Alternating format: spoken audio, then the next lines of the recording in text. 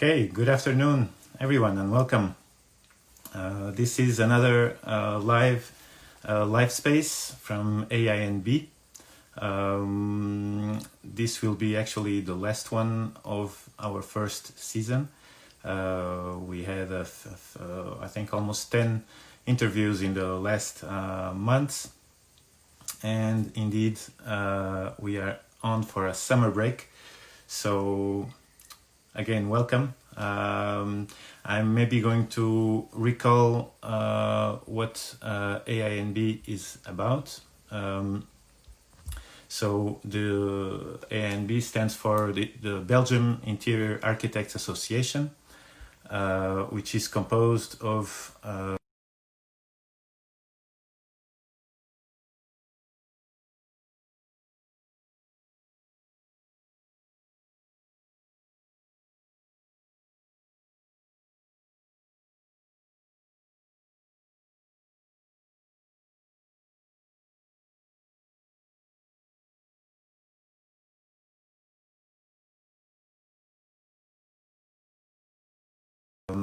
this year has been a peculiar year, so we haven't done that yet. It will be coming soon. We try to share experiences, knowledge throughout different initiatives. So this is one of them, the live space. And we have been inviting very interesting professionals, interior architects, but also what we are calling experts, which are experts in any given domain. So that can be from a glass manufacturer to a light designer, or today to a very special gallerist. So I will briefly go through a couple of images before I'm inviting Amaryllis in, and we will.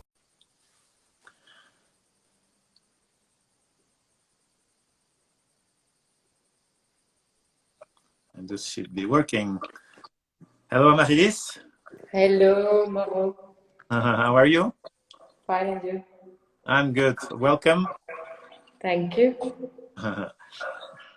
Unfortunately, you are doing this alone without Quinten. Too bad for Yes. that. Indeed, Okay. we have two houses at the moment, so it's a bit of a problem. I see. Well, first of all, I will actually ask you through your own words to tell us about Maniera. There are people like actually me. I don't know you for so long. So what is Maniera about? Maniera is a gallery specialized in furniture by architects and artists. Mm-hmm. And we work with both national and international people that are already quite well known for their architecture or their artworks. And we invite them to translate their own maniera, or the way of doing things, or their formal language, into furniture. And then we produce them, and we then try to sell them in limited editions. Mm-hmm. And of course, I'm curious about your background. How did you come up with this concept? You must be influenced by your background, I suppose. I'm not very influenced by my background. I think I come from a very different world. I come from a family of with a famous musician who doesn't have a clue what is design, architecture, or even art. So, but it's really because of my background, the beginning of my career at Beaux-Arts, which is the Palais des Beaux-Arts in Brussels, where I really got to know both contemporary art and contemporary architecture. And I was already a big fan of design. But it's really because of Beaux-Arts that I got to know the very best architects that are working today and that I got to know contemporary art. And it's really because of that moment in my career that I decided to do this, which is very, so we come from the art world. Okay, both of you. Both of us, yeah, because I'm not alone today. Unfortunately, I am alone. But Quentin Lavigne, he comes from the art world. He got an education as an artist, but he was mainly working in production for artists. So he is specialized in making incredible things. He is very well known as somebody who, whatever architect or artist ask him to make something, he will do it and will find a way to make it. So actually, him coming from the contemporary world and me with my knowledge of the architecture scene, this coming together is the beginning of Maniera. Mm-hmm. So, combination objects, furniture is not something that is completely new. You obviously have a very specific approach, combining architecture, art. Can you tell us something about how you make this happen? Yeah, so we only work with people that actually never made furniture. So that's, I think, the very particular thing about Maniera. So we invite people of which we see a clear talent in architecture or in spatial objects, because the artists we work with, they're all kind of working with, I have an architectural background somehow, because we don't work with any architect, but with architects who have are clearly inspired by the spatial environment. So yeah, we invite them to make furniture. It's all about experimenting, about somehow making innovative things. So we try to make a difference in that way. Okay. Amaryllis, you have a amazing glare coming from your left side. I think the lamp behind you. Yeah, if I'm gonna put it off. you just turn a little bit, otherwise we don't see you very well. Yeah.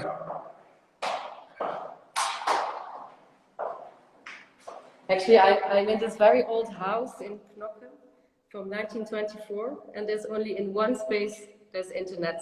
So I have to do it in this kind of very unsexy place. But although I'm in a great environment, No it's problem. still there. I'm going to put the other lights.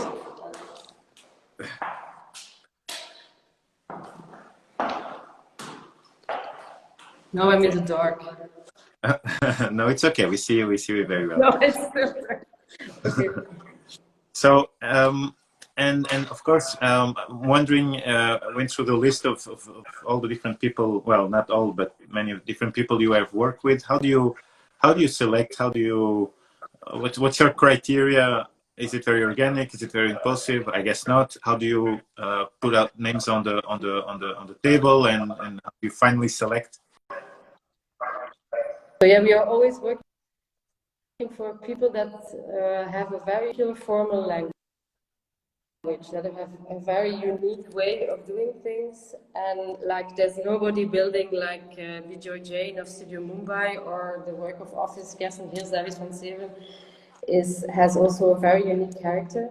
So we are looking for people that have a very different way of doing things, because we think it's more interesting to invite those people to make furniture. So it's really about, it's also people, we also are looking for architects and artists that already have a body of work, so that already have made great things, but not furniture. So we receive a lot of proposals from architects or designers, existing furniture that is really not what we are looking for. We are really looking for people that never did it, and we are because we are very interested in doing and taking this different path with them. Yeah, exactly. No, that's indeed, because I was looking at the list of collaborations you have. I was wondering indeed if you got you were solicited a lot for work for you. This is what I understand. When you start working with an architect or with an artist, do you give them a specific brief of a line of products, or do you this makes is it part of the brief, talking with them and deciding both parties where you are heading with this project?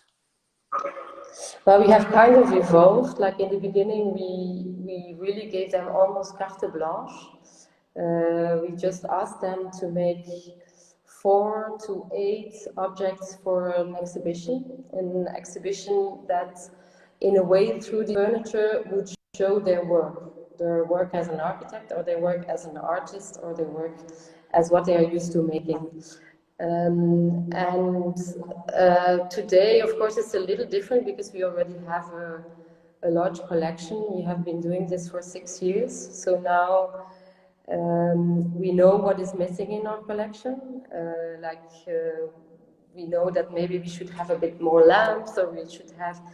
We also know what our clients want, because we have a very international public of interior decorateurs, more decorateurs, and also a very local public, and we know what each of them want. And so now today we are a little bit more directive, but we still try to keep a very open mind.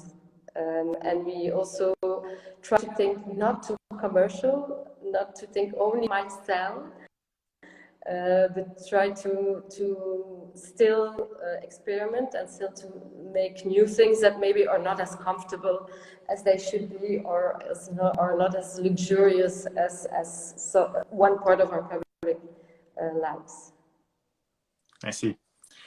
And in the progress of the let's say the development of the different projects, I guess they can go anywhere from months to a few years, I suppose. Yeah, like in general, we ask about 2 years in advance to work with us, and so 2 years. Others that are very busy only take the last 6 months, but we try to give them a lot of time, at least to get to the drawings, and then we take over. So we produce, and we mainly produce in Belgium. Okay. Okay, so you pick up once the but I guess there was prototyping involved, plus drawings, and then when you are happy with the result, you produce. Exactly. Okay. We don't always make prototypes. That's the specific thing. Like in industrial design, you of course have to make a lot of prototypes, but we don't always do it. We only do it for pieces that, like chairs, always need to be prototyped. But a lamp can be. We often show the very first one we ever made in the exhibition. So in the exhibition, we show the prototypes or the artist proofs. And sometimes we have to say, like, this might change, or this or this. We don't take as much time as the industrial designer. We very often just make it. Yes. And that means that you I suppose you have different kinds of products, if we can name it this way. Some are limited edition, such as prototypes that you will sell, I guess. And then you also have some productions that are yes. Bigger, yeah. Yeah, we always, all our pieces are normally made to order, So we show a first prototype or an artist proof in the exhibition. This stays our exhibition piece like we have today, as we have it in either in our gallery or in our storage. So we keep one piece to be able to show these pieces to our clients, but then we make them upon order. So actually a piece can also evolve. Like the first one we show in exhibition can have this or this, not a mistake, just a first tryout, and can evolve in a number 2 or 3. But collectors are very interested in these prototypes or in the number 1 or the number 2, and know that the piece can kind of evolve. So that's the very specific market of limited editions. And we have actually both kind of clients. We have the real collectors who are looking for these very first pieces, and then we have people who are more looking for pieces for their interiors. Mm-hmm. You've got a lot of recognition worldwide for your work, and I guess the press exhibitions and others. So I guess you have been flooded with different opportunities. Has there been a change, of course, from what you were doing in the first years, in terms of the possibilities of collaboration or the type of things that you are thinking about? Do you see a progression of some sort? Yes, we are becoming more and more functional, which is quite surprising. In the beginning, we were really wanted to be this gallery, to be on the verge of design, art, and architecture. So first projects were kind of more sculptural than functional.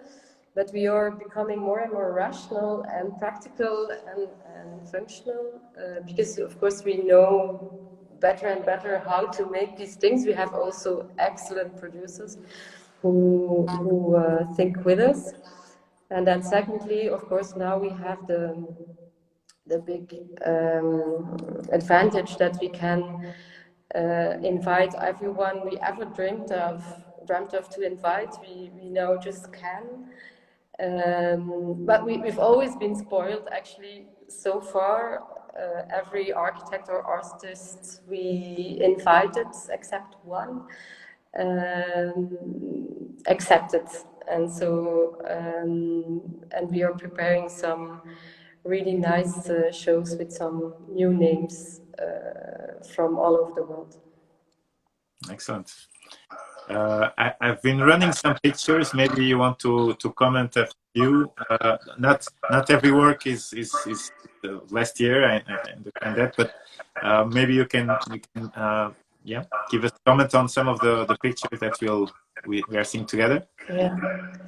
It's all quite recent work, I see. This is a stone chair by Studio Mumbai. Actually, we started working with Studio Mumbai in 2014, really in the beginning of Maniera. They were one of the very first we invited, but we did the first show in 2016, the second one in 2019. And actually, Studio Mumbai was on our list of people we wanted to invite from the very beginning. Actually, when we invented the project Maniera, they were really the example of architects that we wanted to invite. They have a very specific way of building. They are very well known for it. They also did this. This is also Studio Mumbai. Yes. They also did this great exhibition at the Venice Biennial, Architecture Biennial, where they showed how they work. They actually they also have evolved in the way they are working, but always they work. So they work in India, but with a very Western background. And they are very well known for experimenting, working with materials in a very different way. coming from all over the world. It's not that their furniture are purely Indian, not at all. Like you see here, a chair that could be as much inspired by Wegner as by a Chinese chair. It has, and so they always work only with natural materials. We saw that they made some furniture in this show in Venice. But they made furniture that were very clearly coming from somewhere. So we invited them to make their own work. And I think, like Bijoy Jain often tells me that we somewhere made him discover something. He's very happy with what we're doing together.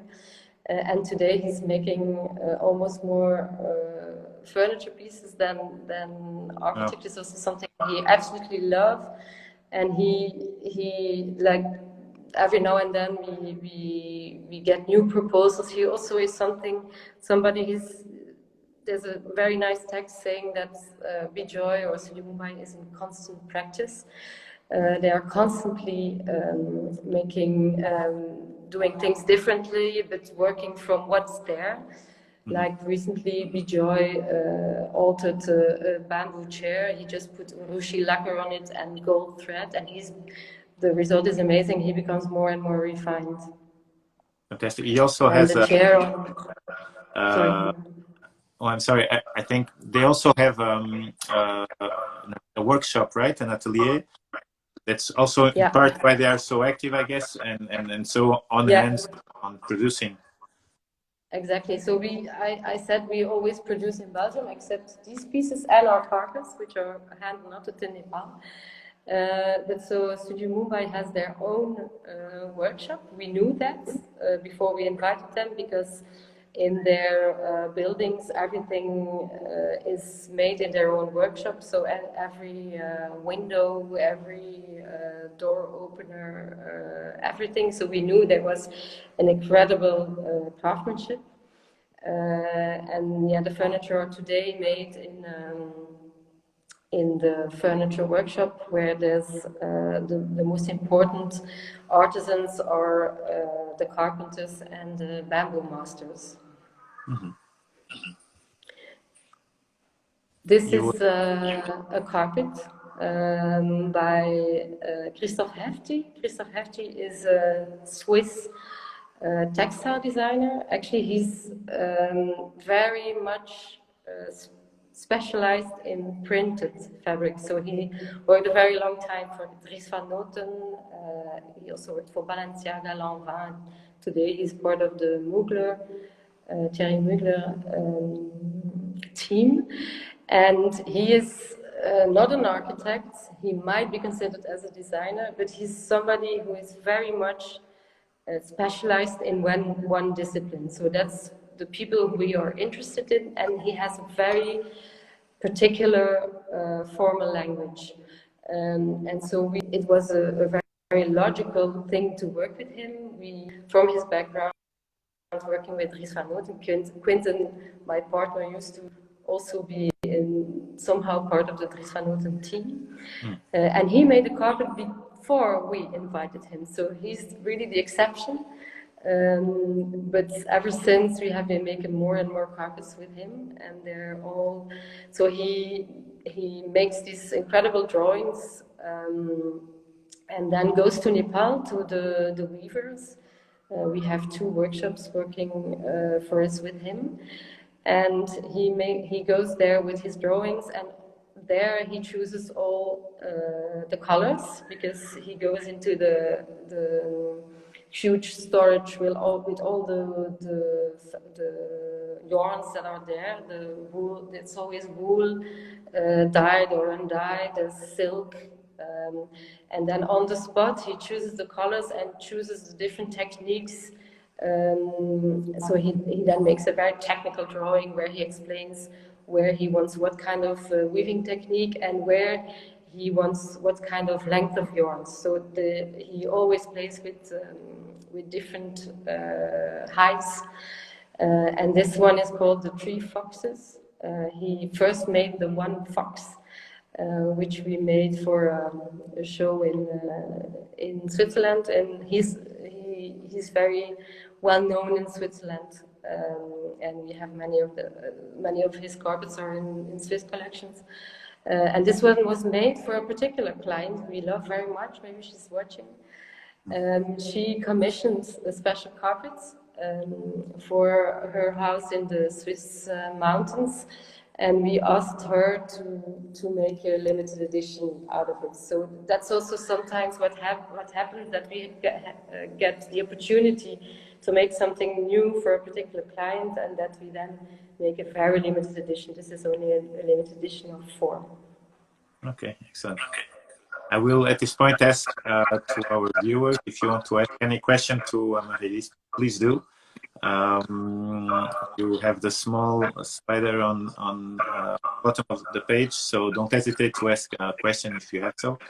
I will move on to a series. I think they're all connected. I've shown before.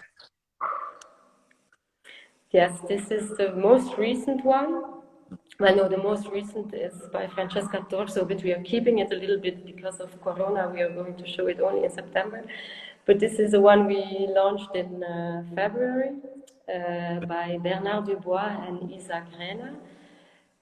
Because that's also something we like to do, is to invite several people together to make a furniture series, because we are convinced that even then we have more exciting ideas. And Bernard is a Belgian architect.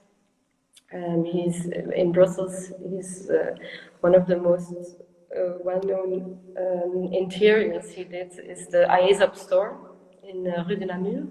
Mm-hmm. And Isaac Reina is specialized in haute couture leather. He has a great own brand of leather goods, but he also worked a long time for Hermes, and he still works for several other brands. And together, we put them together because they worked together once before. Actually, Bernard did Isaac Reina's second boutique in Paris. And we really loved it. We really loved what they did together there. And so it's kind of starts from there, and all the furniture have very, very basic shapes. But they're all multifunctional, or somehow, like this little table basse can be used in several ways. You can put it on the quarter circle, or here the quarter circle is in front, and then it becomes a very different piece, but it's made in wood and then covered with leather, which is a very, it looks also simple, but it's so hard to make because it doesn't have any seams. Yeah. And we found a great workshop in Brussels who made the pieces for us, called Niona. And this one is in natural leather, but we also made it in this great lacquered black leather.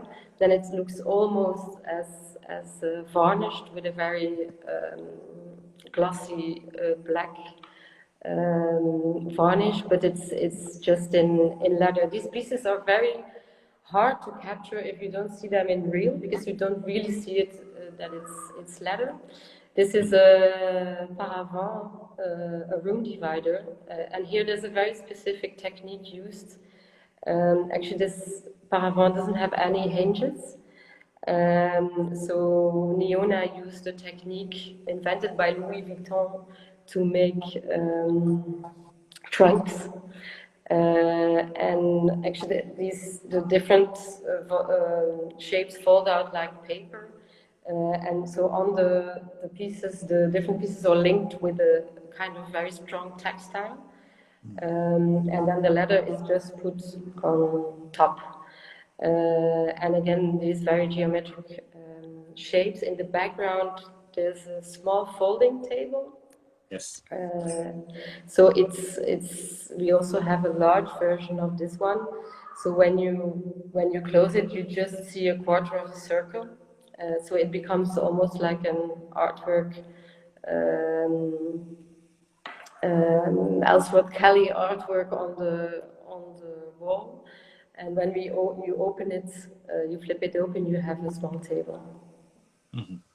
Nice. Beautiful. This I had concerning materials. There was this lamp. Is it also part of the collection? Yeah, it's also entirely in leather.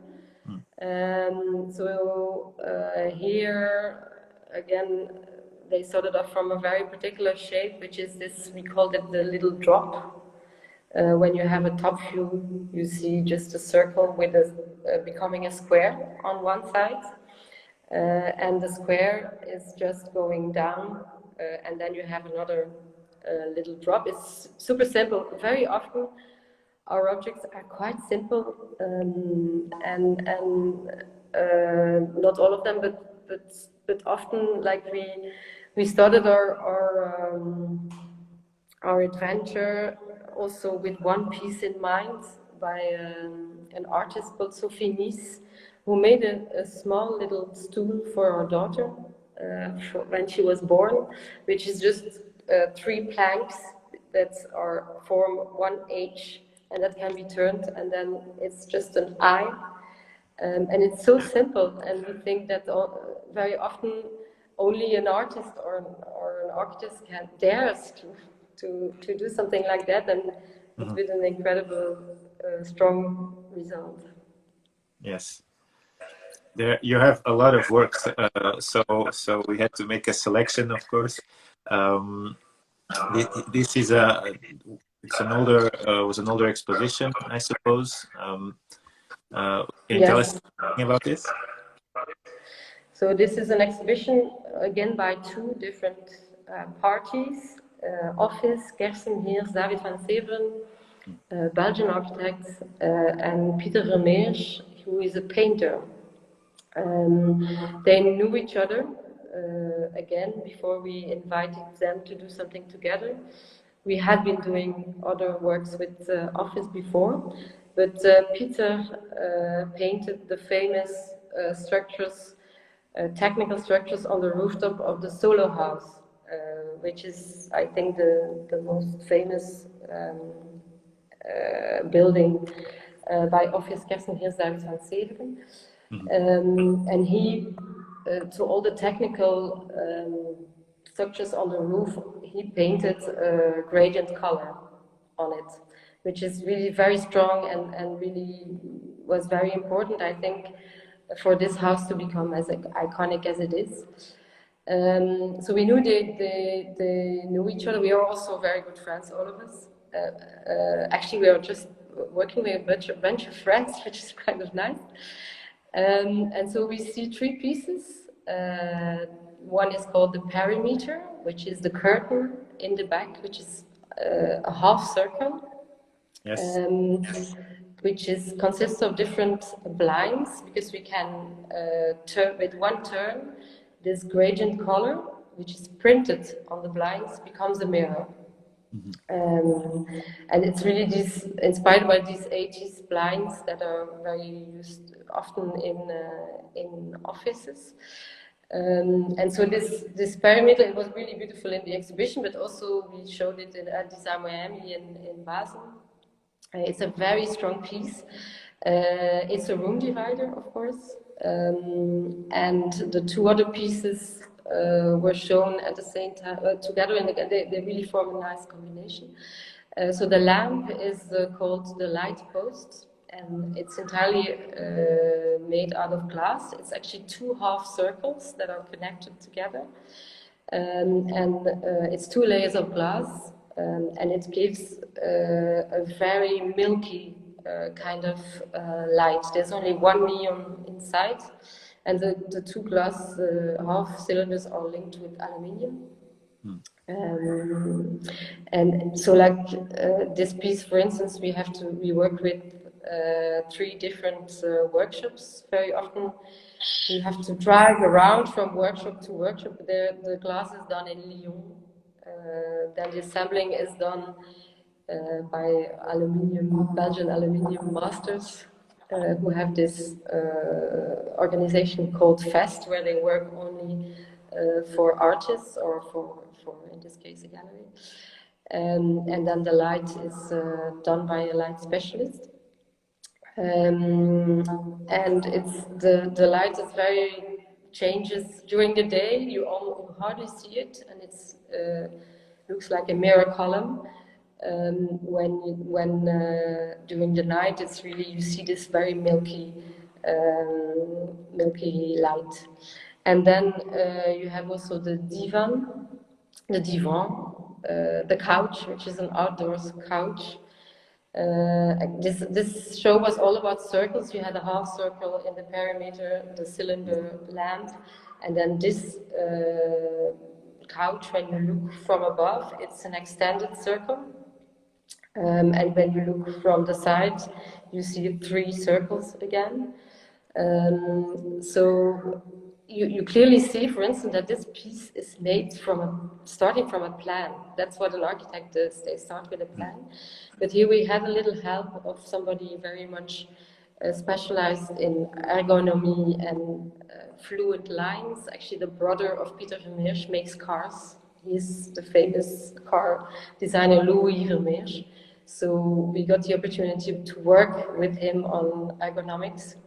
Like with him, we made this couch or part of the couch in foam, and then with the help of virtual reality, we really were laying in it and saw it as it became. And so here we really, with his help, from a very nice plan just showing circles, we made a very functional couch. Fantastic. It also shows, I think, from the different images that we have seen, the team of craftsmanship that you have created around you, which have been providential to be able to produce all these very specific objects, the kind of pose that you're aiming, and doing it made in Belgium is fantastic. I was. We want to continue to do that. Yeah. Yeah. Like lately, the last series we did, we made it because we were working with an Italian architect called Francesca Torso. We made the series entirely in Italy, and due to Corona, we could not really get into the project. We were very frustrated, and we love to work with our Belgian workshops. Yeah. The coming back to all the different collaborations that you have had and the different opportunities that come to you, have you been approached with I would say with other type of activities that are not linked to the gallery, but professionally that you're able to provide your creative, very specific creative knowledge? And yes, we are now doing a very big project for the very first time. We are doing the entire interior of a co-working space. We do that for Silver Square, which is part of the Belgium group. Silver Square approached us and asked us to be the artistic directors of this 8,000 square meters co-working space in a very beautiful building, Art Deco building called Central Gate, close to the Brussels Central Station. And there we decided to work as we always work. So we invited several of our architects and artists to make the furniture for the co-working, but we realized we really needed an interior architect to coordinate it all. We are not interior architects and never will be. So we invited Doorzon, the Ghent interior design, very, very, I know they're watching, very good interior architects from Ghent, to coordinate it all and also to make to design some of the furniture. And we actually just made all the first prototypes, and they are all on show now in Central Gate, but we keep it a little bit of we keep it for us. But the prototypes look very promising. Of course, co-working for 8,000 square meter co-working. There's a lot of people who have to work there with very different backgrounds and with very different ways of different relationships with objects. So you have to realize that these people are not as in love or as big fetishists as we all are. So we have to get really practical, and it's not always easy. Absolutely, and I guess the budget constraints on that kind of project. Exactly. Yeah, we are also used to working with kind of a different budget. So yeah, it's a big challenge, but I think a lot of people will like it. We were very happy to see all the prototypes. Anyhow, I think we have something great becoming, because it's still, these are just the prototypes, and the opening is going to be in spring 21, so there's still a lot of time. Yeah, I think that building has one of the amazing terraces in Brussels. I was able to visit. I don't know if you've been on the rooftop. Yeah. I've also. It's really great, and it's part of actually in the building. It's a beautiful building, and today it's not. It doesn't look as it should look. There's a big potential in this building, and Bafemi also realizes it, and so the entire building is going to be refurnished. Yeah, we are now also working on the entrance and entrances, which is also a big challenge. And then Bafimo will have their own offices also in the building. In the building, yeah, fantastic. It's just across the street from Fortis Paribas. Yes, we have. Where you have something. Hopefully, I will talk a little bit about that in September. But indeed, it's a building I know well, because I've visited. Also, we also work with Bethimo, so I'm aware of the project. But it's really nice. Looking forward to see the outcome of the what we are doing there. Time is really almost up. Before wrapping up, you want to tell us a little bit about your next exhibition? Yes, we just opened one actually.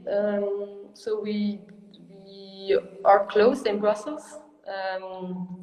During the confinement, we decided to organize an exhibition at the Belgian seaside.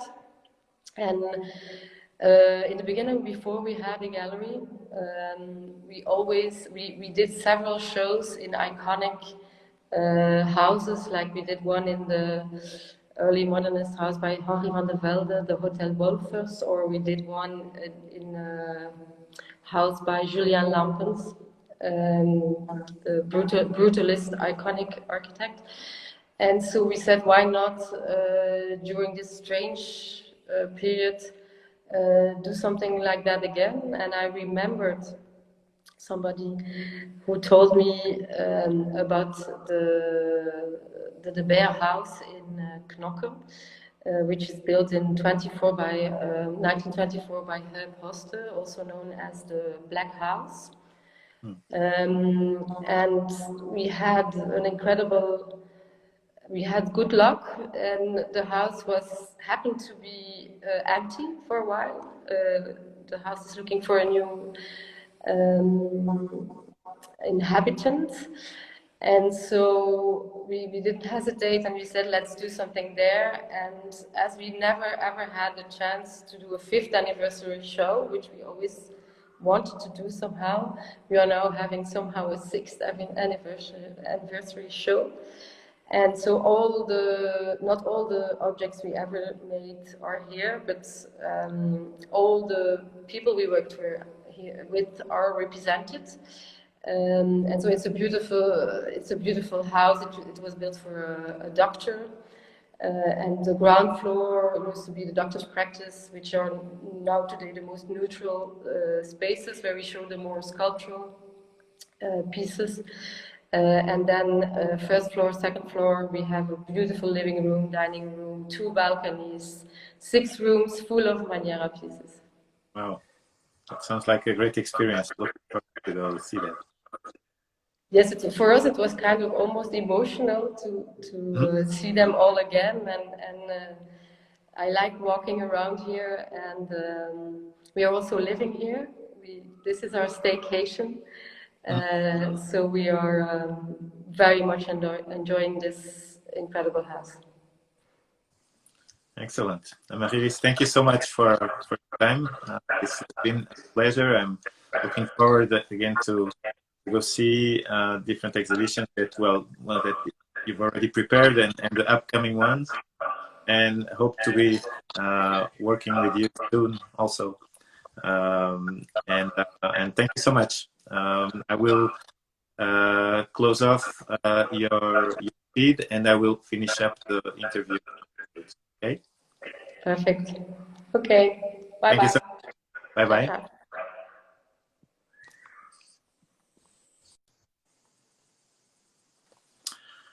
All right, that was very nice. It's really amazing to see this this junction collisions, like Amaryllis called, between arts, between different competences, and they're definitely doing an amazing work. So, as I said in the beginning, this was our last interview, our last live space before summer. Yes, it's time to enjoy some good weather. Let's see how it goes in the current state of affairs. I hope you enjoyed it, and we will be opening up on the 20th of August with Terry Bowens from TV Associates. That will be our Meet the Designer interview. So maybe I didn't explain it in the beginning. 1 week we are meeting a designer, an interior architect, and the week after we are having an expert in a certain field, like today Amaryllis from Maniera. And we will keep this rhythm up and try to offer as many interesting interviews as possible. So I wish you all excellent holidays and see you soon.